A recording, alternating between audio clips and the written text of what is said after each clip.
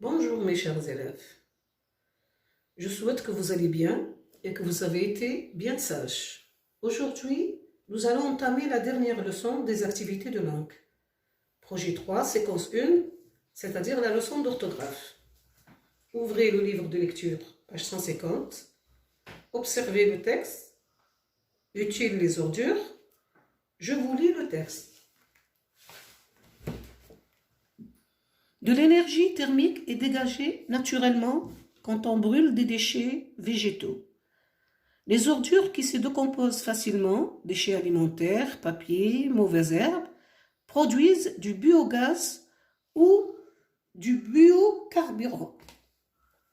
Alors, que se passe-t-il quand on brûle des déchets? Oui, toi, quand on brûle des déchets, de l'énergie thermique est dégagée. Très bien. Elle est dégagée comment? Elle est dégagée naturellement. Alors, ce mot souligné est un adverbe. Qu'est-ce qu'un adverbe? Un adverbe, c'est un mot invariable. Invariable, ça veut dire qu'il ne change pas. Et ce mot, il précise ou change le sens d'un verbe, d'un adjectif ou d'un adverbe. Nous allons voir comment se forment ces adverbes.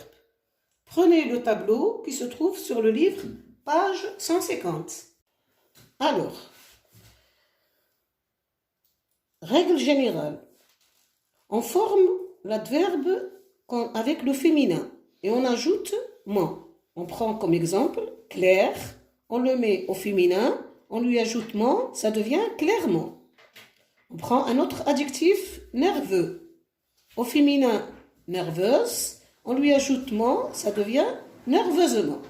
Donc je reviens. La règle générale, on forme le féminin d'un adjectif, on lui ajoute ment, comme clair, clairement, nerveux, nerveuse, nerveusement. On passe au deuxième type. L'adjectif qui se termine avec une voyelle. Les voyelles, vous les connaissez, on les a étudiées. Il y a 6 voyelles, A, E, I, O, U et Y. D'accord? Donc, lorsque l'adjectif se termine par I, comme joli, la voyelle c'est I, on lui ajoute tout simplement ment. Donc, joli nous donne joliment. Agréable se termine par la voyelle E, on lui ajoute ment, ça devient agréablement. Très facile. Lorsque maintenant nous avons des adjectifs qui se terminent par ENT, on remplace la terminaison ENT par E2MENT. On regarde, violent, il se termine par un ENT. Pour obtenir l'adverbe, j'enlève le ENT et je mets à la place E2MENT. Et j'obtiens violemment. Prudent, j'enlève ENT, je mets E2MENT et je deviens, et par exemple, j'obtiens prudemment.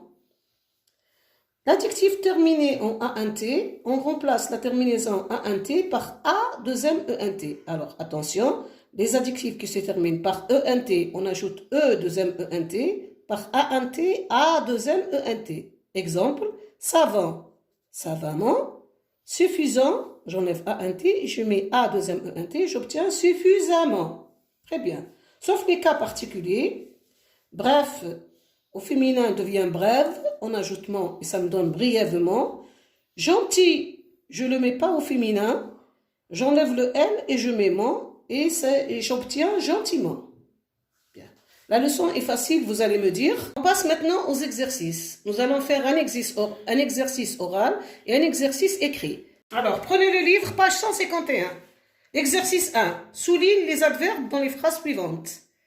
L'ingénieur a admirablement expliqué le fonctionnement de l'éolienne. Oui, toi? Admirablement, très bien. Deuxième phrase, la décomposition des ordures ménagères se fait naturellement.